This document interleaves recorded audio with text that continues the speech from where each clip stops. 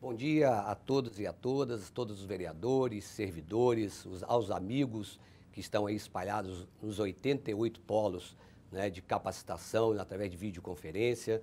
É um prazer enorme estar aqui com vocês novamente para essa última aula, que com certeza vai ser um marco para todas as câmaras municipais do estado de São Paulo, pelas ações, pelo comprometimento, né, e inclusive pelo fórum, né, que foi muito debatido aí, foi muito usado, utilizado por vocês, né, que nos deram retorno a todo momento das nossas falhas, das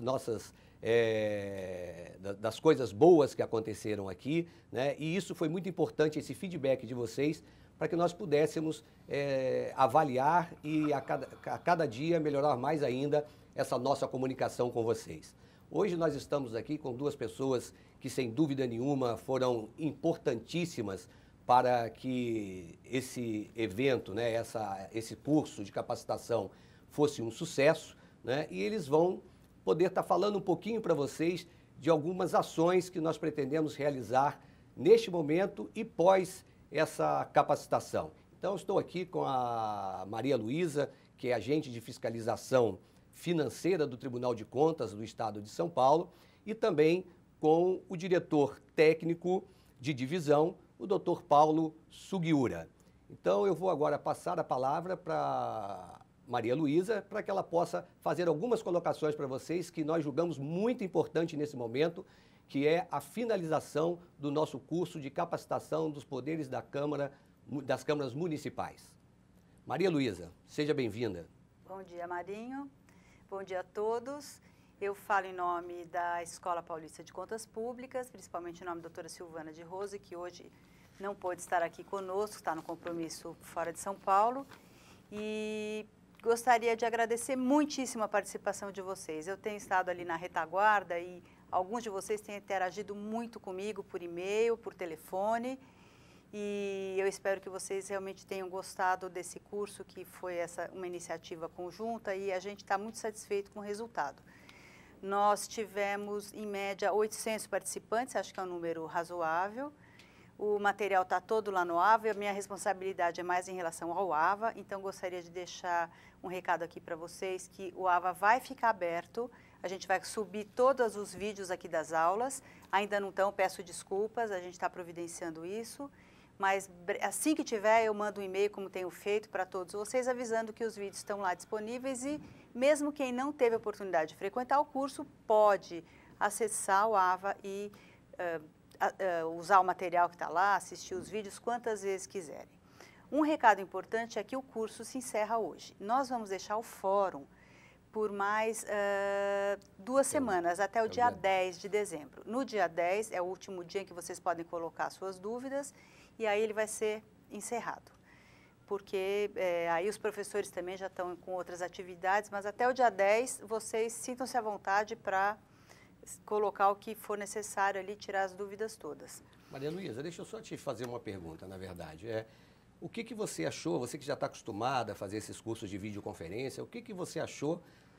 Nós tivemos quase 2.000 inscrições, né?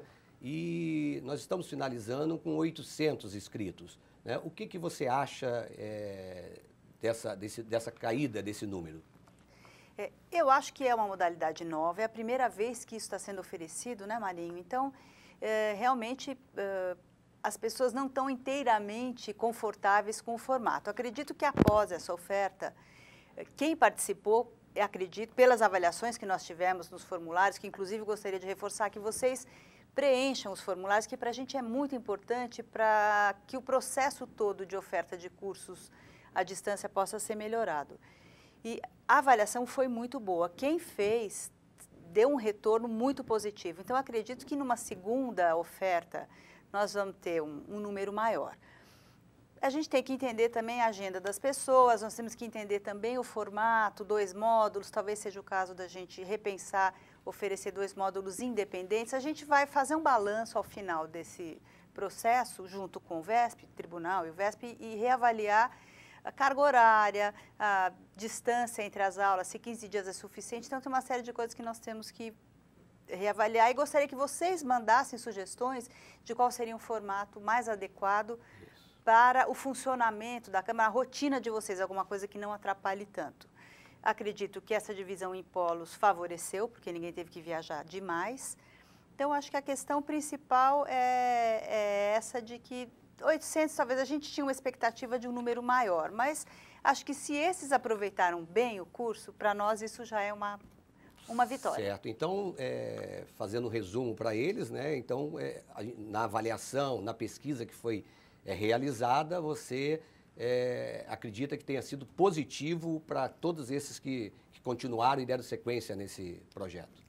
Na avaliação, a gente percebe uma avaliação muito boa em relação aos professores, só elogios. Em relação aos polos, também uma outra consideração, mas as pessoas não reclamaram assim do fato de estar em videoconferência. Acredito que foi uma experiência positiva para todo mundo, né? Essa é a impressão que a gente tem lendo os formulários de avaliação. Inclusive, vários, né, depoimentos lá que foram colocados lá, eu dando uma olhada. Realmente é o primeiro momento, né? É o primeiro momento nosso aqui, é uma experiência para a gente, né? E, na verdade, nós vamos levar tudo em consideração, né? Inclusive, situações de horários, situações, né, que a gente sentiu que falta ainda um pouco mais de movimentação nossa, né, de motivação, né, porque realmente é um curso que vocês estão aí do outro lado, escutando somente, né, tendo a oportunidade de falar só mais no final com a gente. Então, realmente é diferente de um curso presencial, né, mas nós temos certeza que nós vamos alcançar o sucesso desse curso, né, a excelência, para que a gente possa cada vez mais melhorar para vocês. Temos também, Maria Luísa, a situação dos certificados, né, porque eu tenho certeza que todos precisam também prestar contas, né, inclusive para o próprio Tribunal de Contas, né, que participaram desse curso. Então, eu gostaria que você fizesse uma colocação sobre o certificado. Nós vamos fornecer uma declaração de presença para todos aqueles que realmente frequentaram as aulas. Então, a partir das listas de presença, pelas assinaturas, o que tiver assinado, cada um irá receber uma declaração de presença naquele dia de aula. E o certificado de conclusão de curso, como já foi divulgado desde o início desde o início do curso, para aqueles que frequentaram pelo menos 5 aulas, seria 83% de presença. São 6 aulas, aquele que teve apenas uma falta recebe um certificado de conclusão do curso, mas a declaração de presença irá para todos aqueles que efetivamente vieram assistir às aulas. Nessa declaração, ela vem a carga horária de participação? E normalmente a gente põe a carga horária e o dia em que a pessoa compareceu. Então, tá certo. Tem mais alguma colocação, Maria Luísa, que seja importante nesse momento? Uma colocação que eu acho que também é importante dizer é o uso do ambiente virtual de aprendizagem. Isso também é uma novidade grande. Algumas pessoas entraram com muita frequência, outras com maior dificuldade. Ainda ontem teve gente pedindo acesso, ainda não tinha conseguido entrar. Um curso à distância, ele pressupõe também uma proatividade do aluno. O aluno tem que ir atrás um pouco do conteúdo, diferente de uma sala de aula onde o professor está ali olhando para todo mundo, não.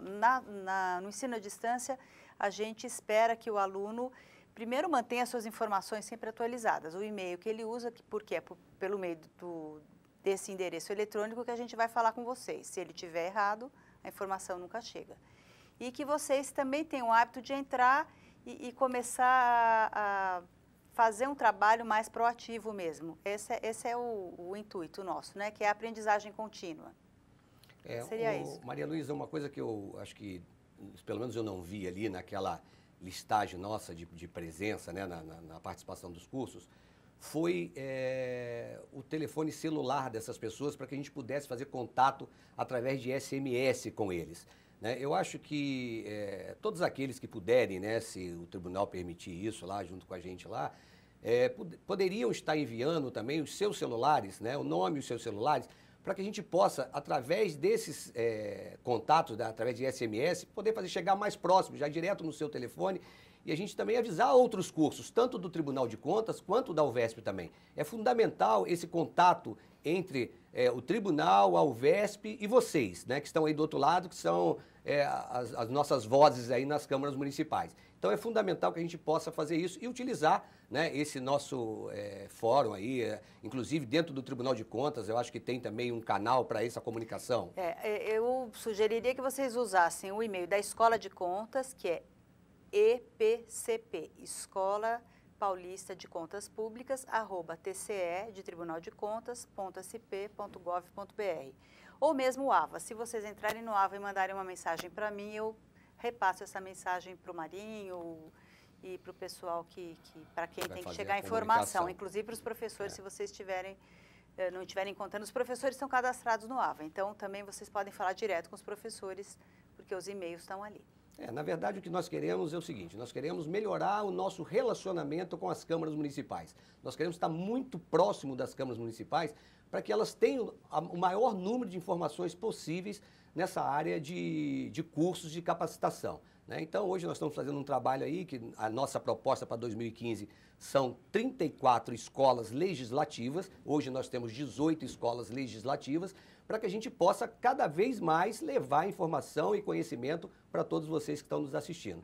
Agora, nós vamos aproveitar, muito obrigado Maria Luísa, nós vamos aproveitar agora a presença também do Paulo Sugiura, que sem dúvida nenhuma, quando a gente fala de planejamento, e aqui nós vamos precisar muito do apoio dele, a gente fala no Paulo Sugiura, que é um especialista nessa área de planejamento e vai nos ajudar muito a fazer com que vocês possam ter uma maior aproximação do Tribunal de Contas e da União de Vereadores do Estado de São Paulo.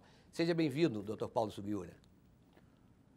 Bom dia, Luiz Mário Machado, meu amigo, a quem eu tenho a liberdade de chamá-lo de Marinho, e também aproveito na oportunidade para que estenda os cumprimentos ao meu amigo e municipalista, presidente da UVESP, Sebastião Miziara, e também a minha amiga Maria Luísa Pasquale, que também é minha amiga e companheira do Núcleo de Gestão Estratégica do Tribunal de Contas, a toda a equipe da diretora Juliana e do Núcleo de Produção da Fundap, e principalmente a vocês, aos 800 inscritos nos 88 polos da Rede do Saber e da Rede TecReg. E eu quero aqui, em nome do presidente, do presidente Dr. Edgar Camargo Rodrigues, repassar algumas mensagens e retomando a fala que ele anunciou no início desse curso, que a democracia participativa é o compromisso dos vereadores para com a sociedade. E, plagiando o amigo presidente da UVESP, Sebastião Miziara, recordo-me muito bem que numa dessas andanças, nessas parcerias aí pelo Estado, ele falou que a democracia é mais do que um valor, é mais do que um princípio. Ele frisou bem que a democracia é um compromisso do agente público para com a sociedade. E democracia é assim, democracia não se faz apenas lendo, democracia não se faz apenas com aparências, democracia se faz com atitudes, com a prática. E essa prática que o Tribunal de Contas, ao longo dos seus 90 anos de existência, e a UVESP, ao longo dos seus 37 anos, vem emprestar aos senhores aqui, aos senhores participantes deste curso, nessa parceria inédita deste curso do Poder das Câmaras Municipais. É poder das câmaras municipais porque os vereadores, a vereança, a edilidade tem que saber o poder que ela tem em relação à democracia. E especificamente nessa experiência de capacitação, de orientação, são exatamente 18 anos percorrendo todo o Estado, que seguramente nós falamos com mais de uma dezena de milhares de servidores. Mas uma coisa assim, me parece que não tem dado resultado ou nos causa uma certa surpresa. Ao ver os julgamentos das contas de prefeituras, das contas de 2012, que foi o último ano de mandato, 2012 foi o último ano de mandato do ciclo anterior, nós estamos já com 616 contas avaliadas, né, e 316 contas com pareceres desfavoráveis. Isso dá um total de 51% das contas. Significa que esse resultado não é um resultado que não alegra o tribunal, é um resultado que espanta e, pelo contrário, entristece o tribunal. É bem diferente da derrota do São Paulo de ontem, né? Mas essa derrota aqui nas contas de Câmara, aliás, de Prefeitura, dos pareceres de Prefeitura, são 51%, faltando apenas 28 contas de Prefeitura, esse resultado não tende a mudar. Foi assim em 2000, em 2004, em 2008, em 2012. Nos parece que um principal ponto que ainda é a responsabilidade na gestão fiscal não tem sido observado pelos administradores.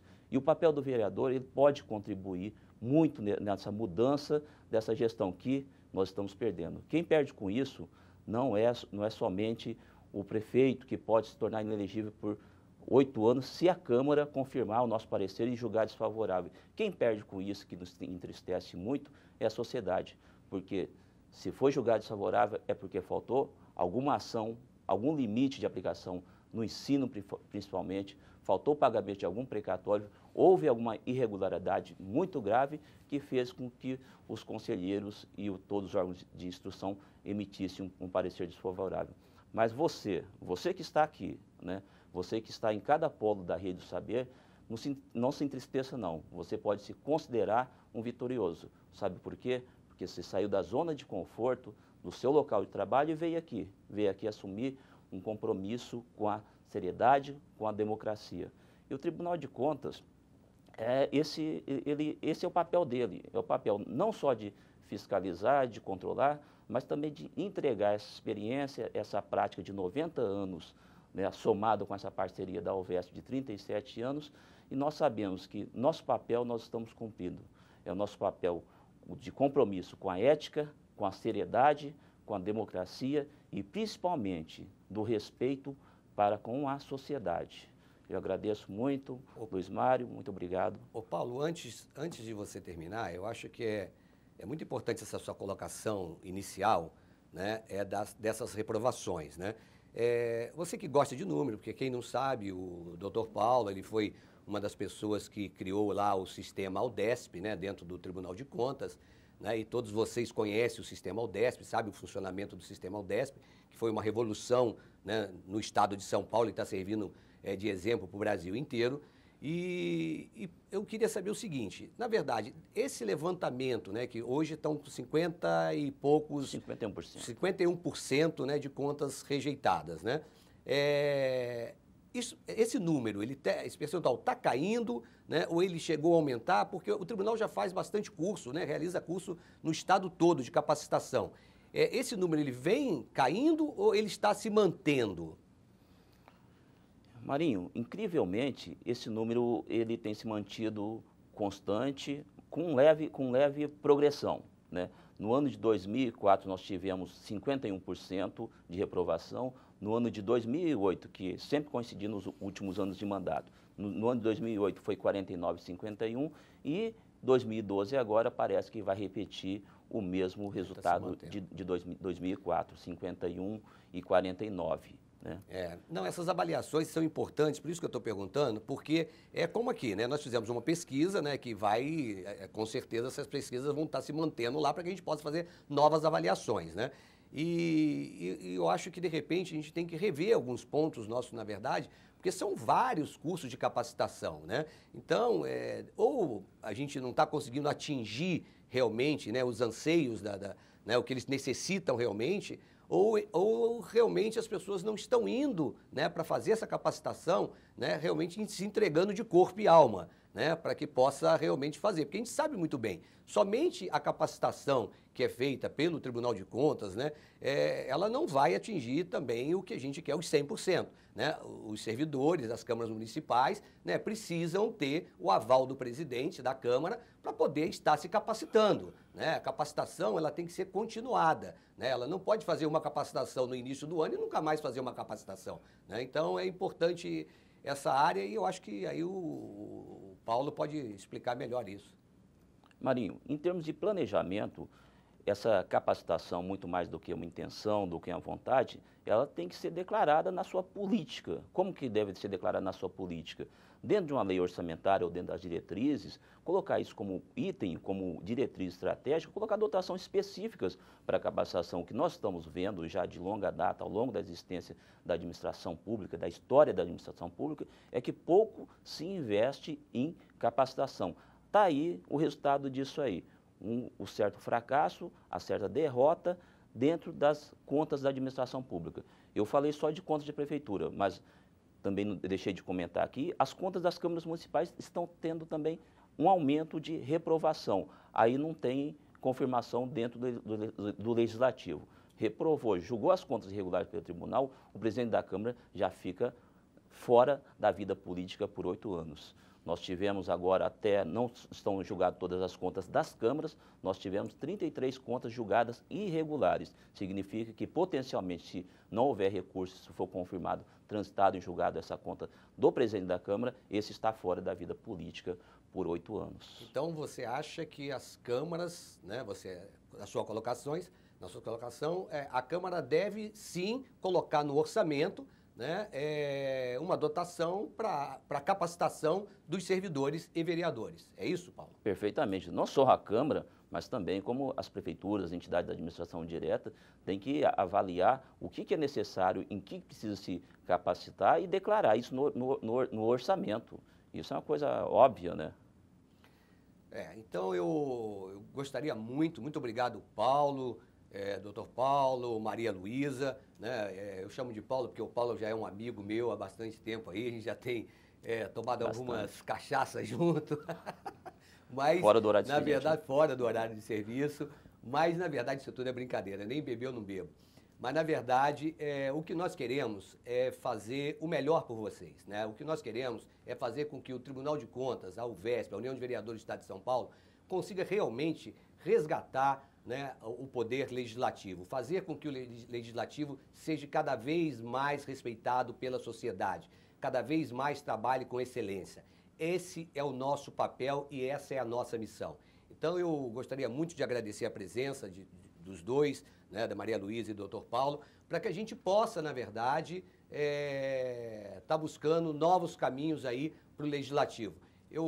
Agora nós vamos fazer um pequeno intervalo, na verdade, né, que nós temos agora a chegada do Dr. André. O Dr. André vai poder estar falando para vocês agora sobre um tema fundamental e importantíssimo, que é a elaboração de leis, né? Nós sabemos que muitas leis inconstitucionais, né, muitas leis sem conteúdo, né? E aí sim, aí o doutor André está chegando agora com todo o seu conhecimento, com toda a sua sabedoria, para que possa nos colocar como nós devemos trabalhar em cima das leis nos nossos municípios. Até já.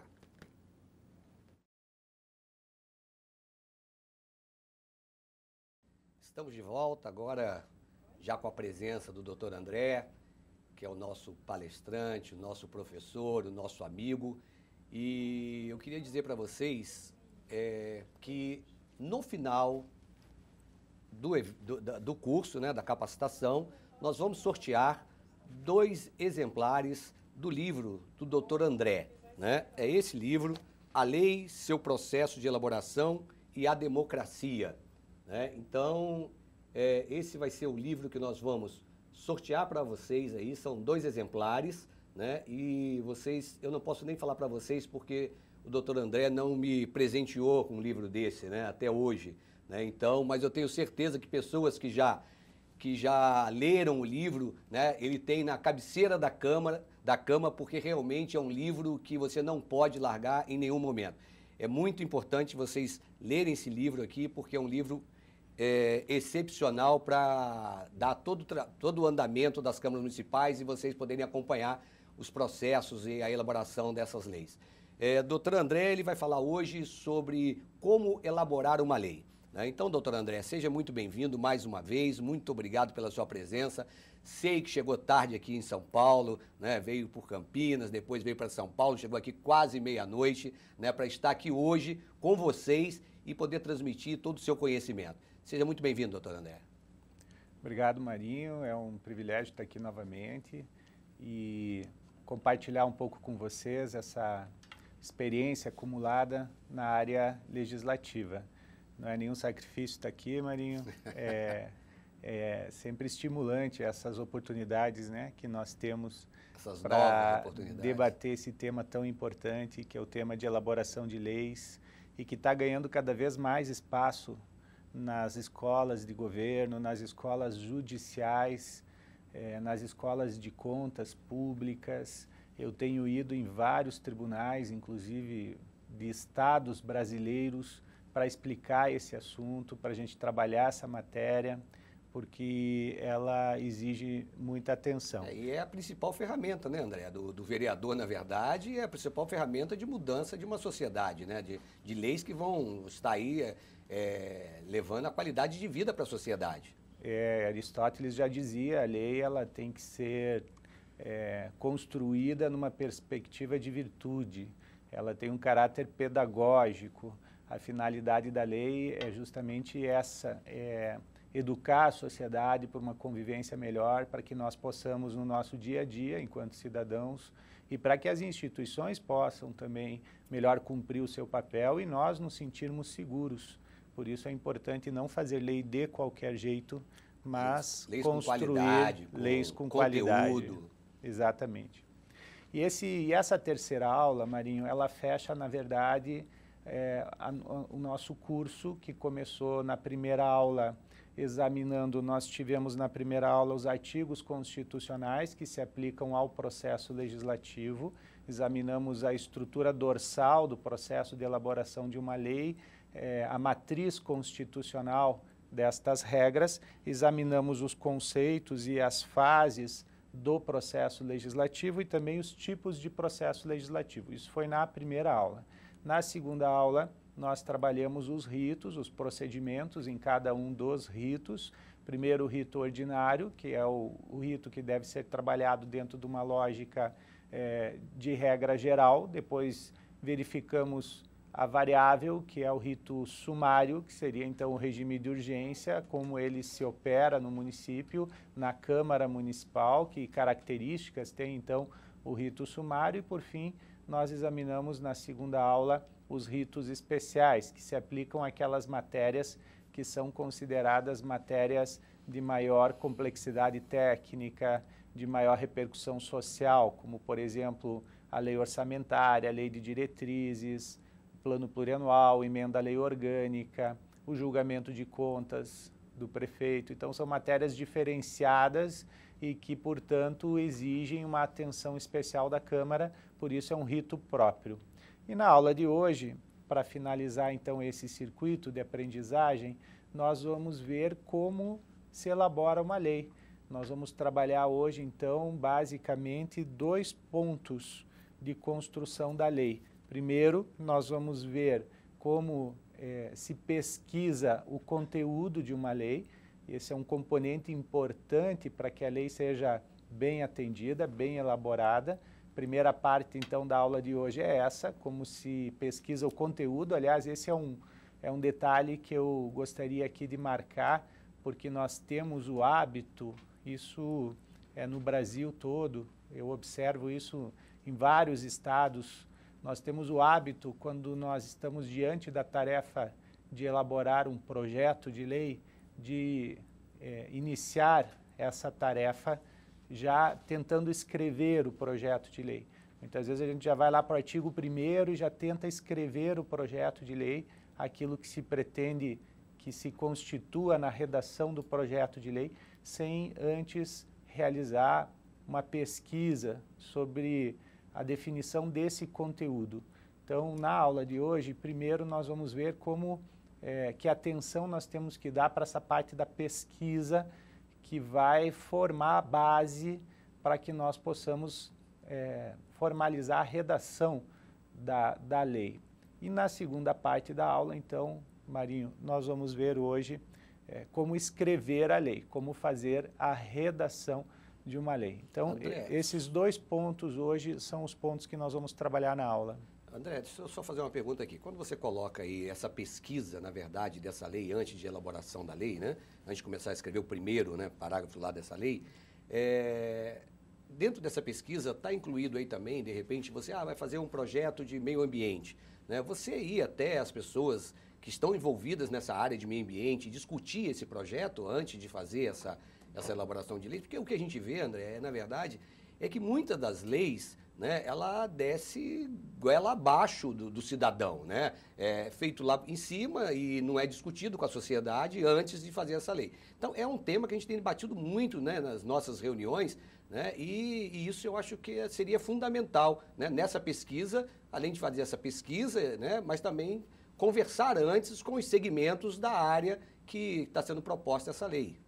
Esse é o momento que o Brasil hoje está vivendo, porque nós já tivemos na nossa caminhada do Brasil, enquanto história, principalmente nas décadas de 1960, 1970, início dos anos de 1980, essa prática de construir a lei para a sociedade.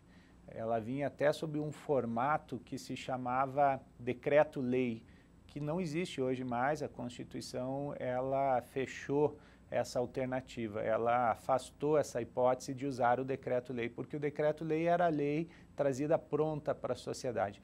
Então, nós tínhamos no Brasil essa possibilidade de fazer leis para a sociedade. Com a Constituição de 1988, inverteu essa lógica e hoje o que nós temos que observar é a elaboração das leis com a sociedade. Então, muda o eixo. Em vez de fazer uma lei para a sociedade, nós temos que pensar a elaboração da lei com a sociedade. Então, aí chega o ponto que tu trazes para essa reflexão. Quanto mais nós pudermos, ainda na fase de pesquisa do conteúdo da lei, dialogar com aquele segmento da sociedade sobre o qual a lei vai produzir os seus efeitos, mais nós vamos entender as consequências da norma, da matéria que nós estamos trabalhando. E quanto mais a gente conseguir essas informações, quanto mais nós ouvirmos a sociedade no processo de elaboração da lei, mais o legislador vai se sentir seguro para sobre ela decidir.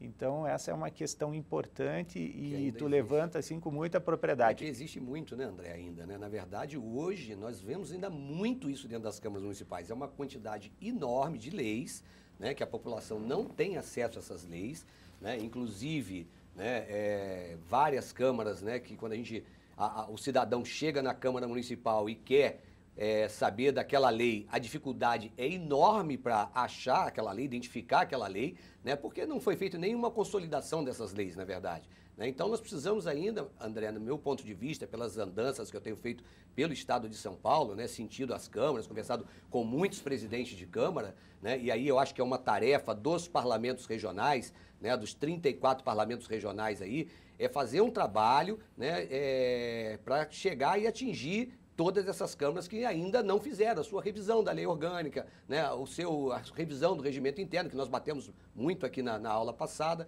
né, que são prioridades. E hoje, né, sem dúvida nenhuma, é essencial essa elaboração de leis, né, porque senão a lei ela fica inconstitucional e não tem validade nenhuma. E aí entra também o papel da Câmara, porque são dois os momentos de discussão do conteúdo de uma lei.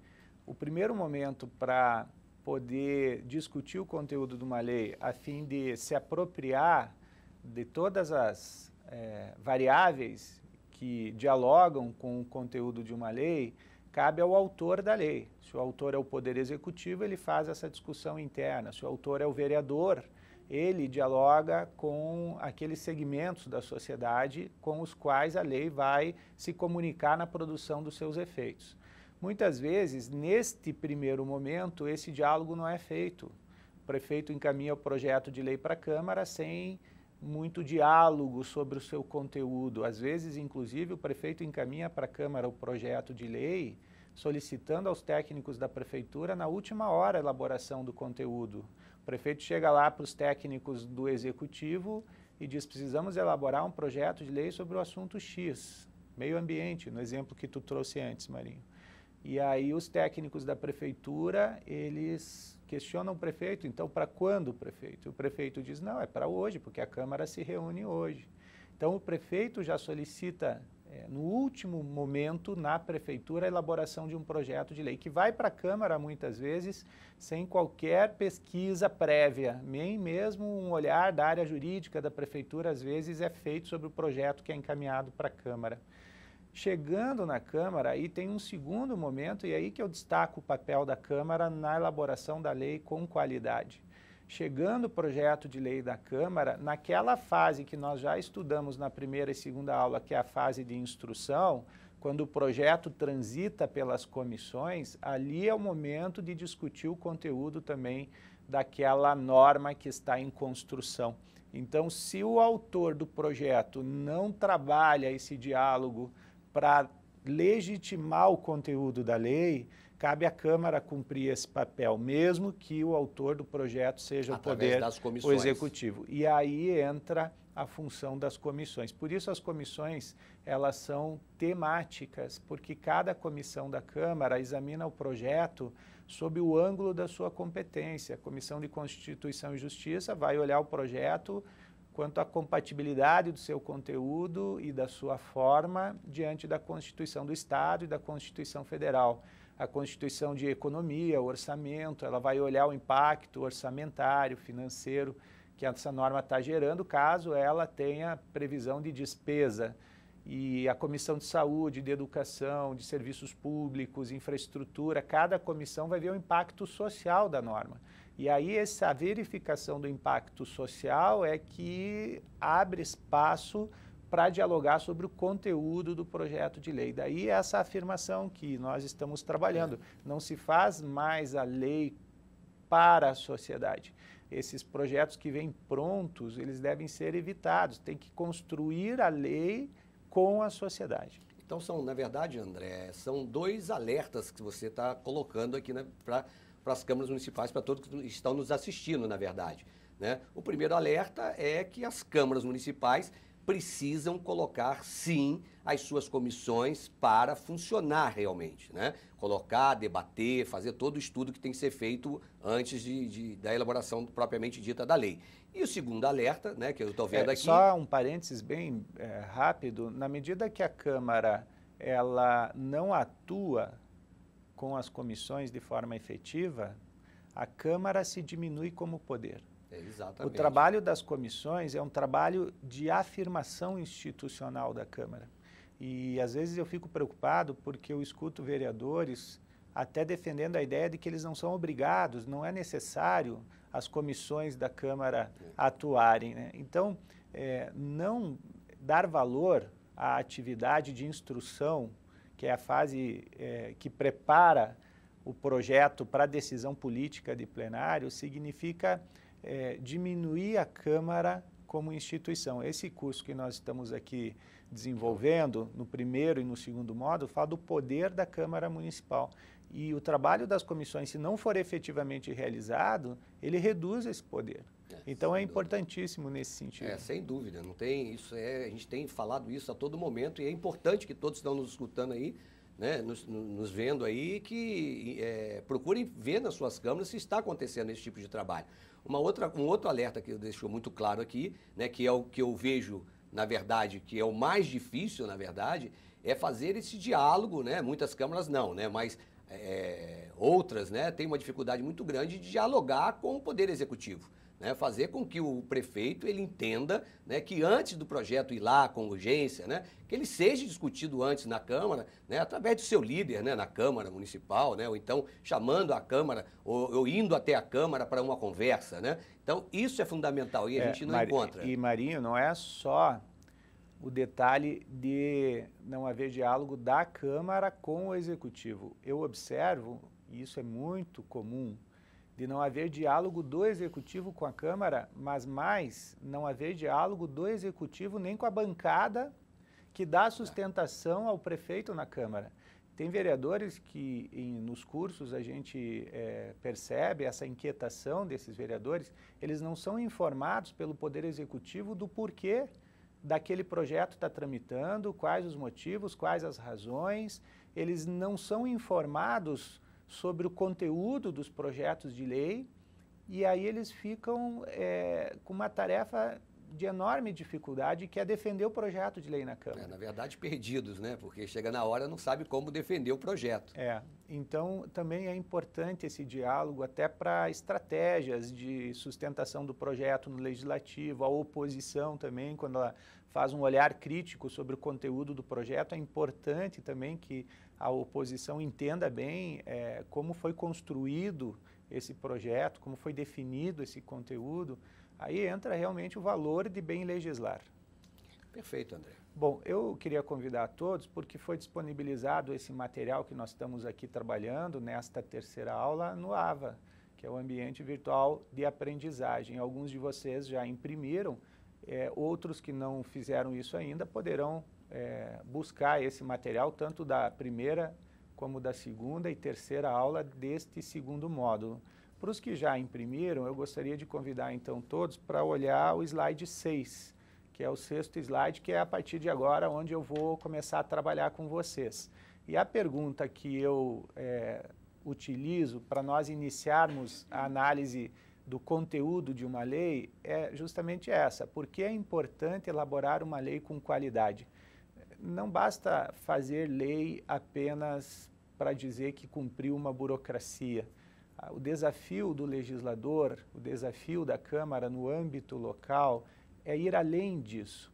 Eu noto às vezes que existe parecer das comissões, mas o parecer que a comissão dá sobre um projeto de lei é um parecer que está ali no papel, consta o nome dos vereadores, consta o dia que a comissão se reuniu, a hora, quem foi o relator, a conclusão, mas não houve reunião.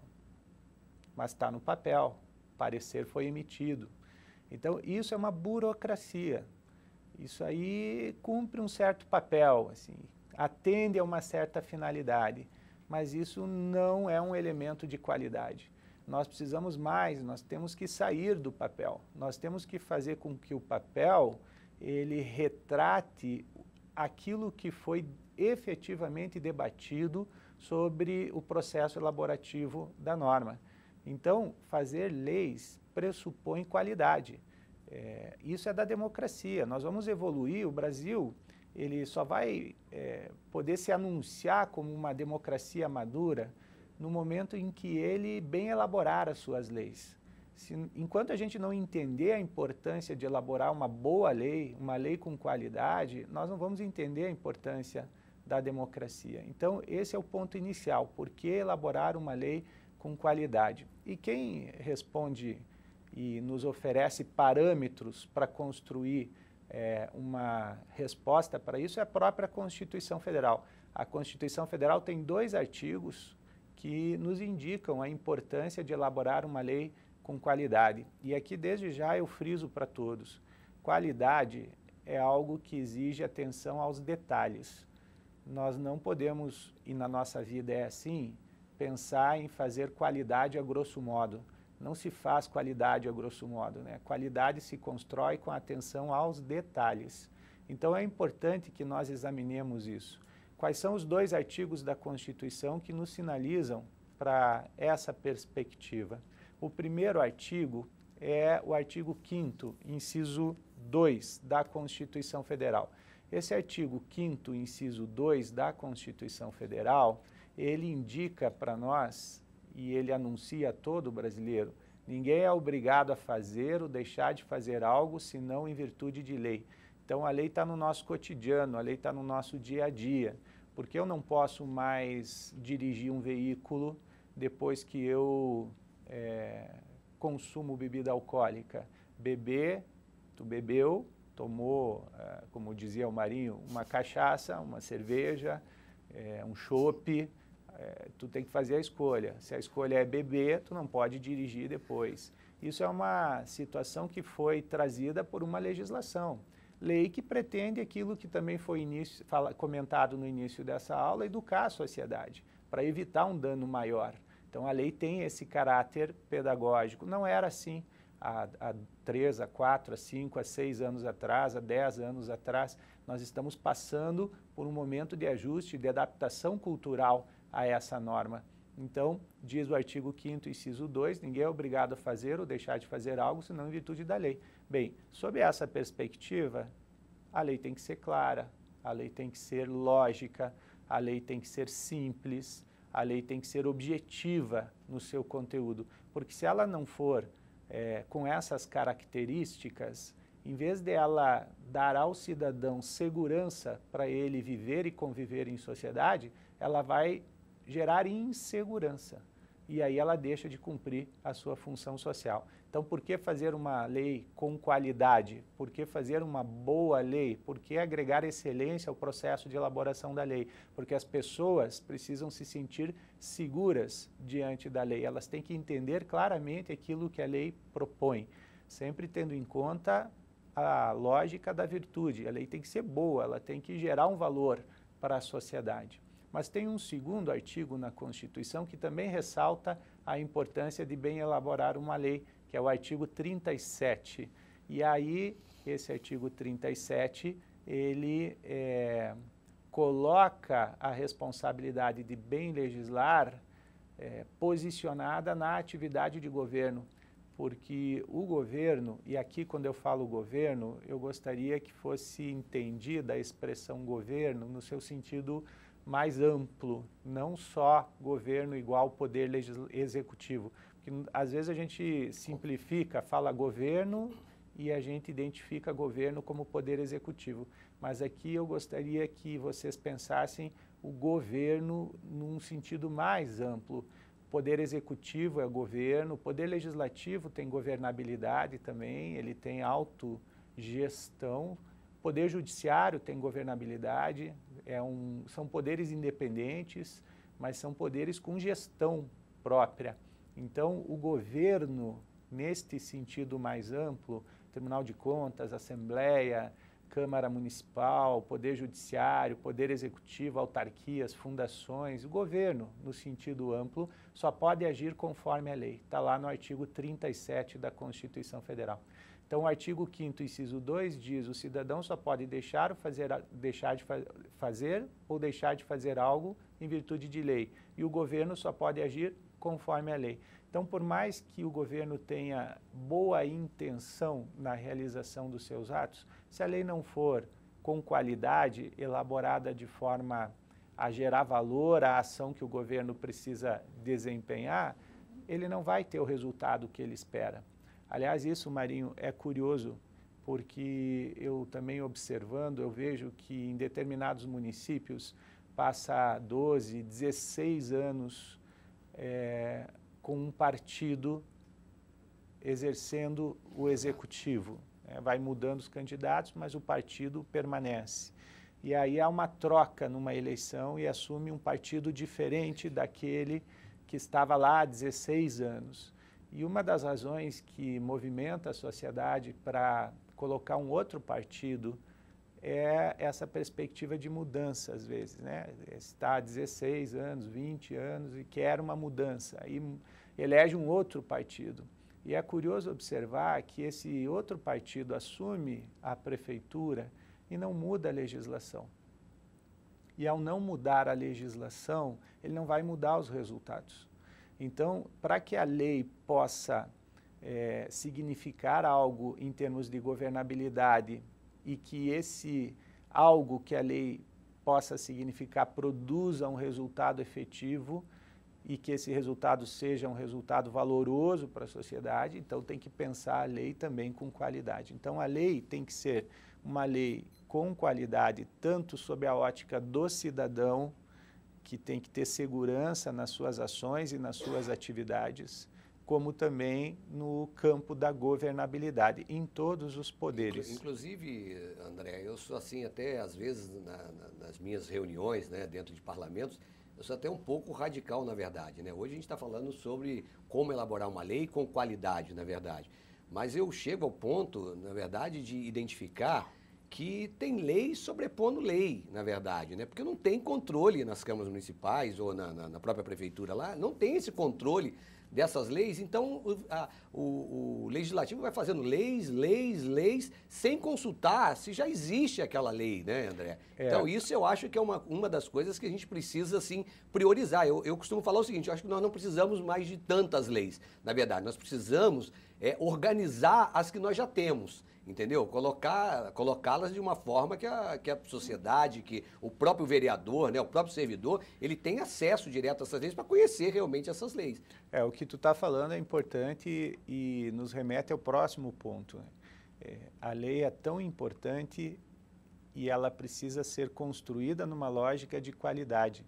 Portanto, nós temos que começar a inverter um pouco uma cultura que já está estabelecida no Brasil, que é a cultura de quantidade de leis, né?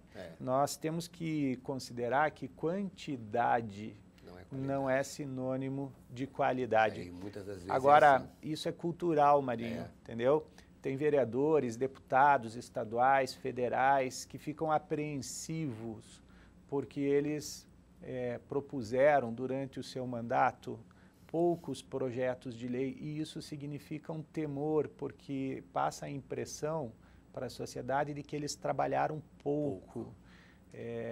Quando, na verdade, não é um número de projetos que vai marcar o mandato com qualidade ou sem qualidade, né? Até porque, até eu abordo isso no meu livro, tem um tópico que eu trabalho isso. Nós temos hoje empresas que vendem projetos de lei e tem muitos parlamentares que compram. Se tem empresa que vende, é porque tem parlamentares que compram. Então tem lá uns kits de projetos de lei e isso é adquirido pelo parlamentar para dar uma espécie assim de satisfação do mandato.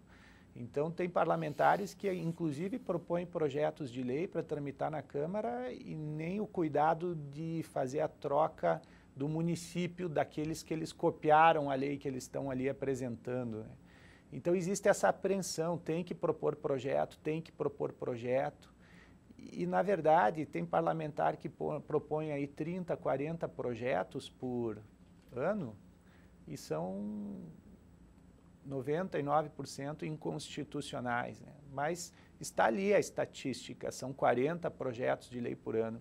Eu escutei um vereador em Porto Alegre, antes dele assumir o mandato, primeira vez que ele assume como vereador, numa das entrevistas, porque aí a imprensa estava entrevistando cada vereador eleito antes de tomar posse para que a sociedade pudesse, então, ter uma noção de como cada vereador pensava em termos de expectativa de mandato.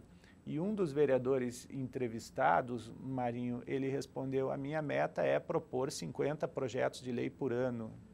Então, ele expôs isso para a sociedade, né? E a imprensa, muitas vezes, até a imprensa, ela se equivoca ao medir o desempenho de um mandato de um vereador, de um deputado, pelo número de projetos que ele propõe.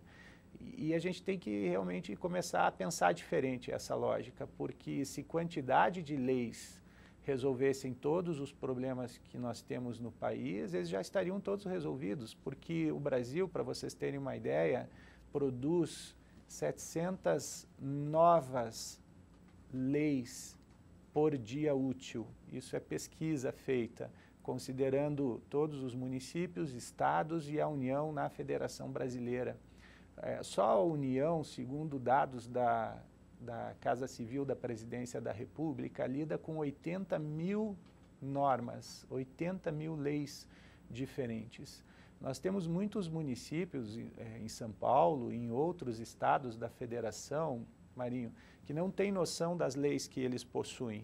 Eles, alguns colegas, procuradores de municípios, assessores jurídicos, chegam a afirmar em encontros técnicos que a gente realiza que eles ficam inseguros, às vezes, para afirmar se uma lei está em vigor ou não no município, porque teve outra lei que alterou aquela lei, que revogou parte daquela lei, e aí se perde diante de tantas leis. Eu gostaria até que a técnica colocasse, no slide 9, nós temos um autor, que é Manuel Gonçalves Ferreira Filho.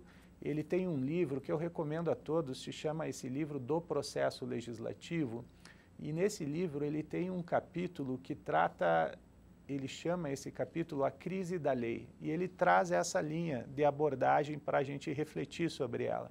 E eu tirei uma frase desse livro, eu gostaria que ficasse ali só para o pessoal acompanhar, diz assim: a multidão de leis afoga o jurista, esmaga o advogado, estonteia o cidadão, desnorteia o juiz. E aí ele afirma: diante de tantas leis, a fronteira entre o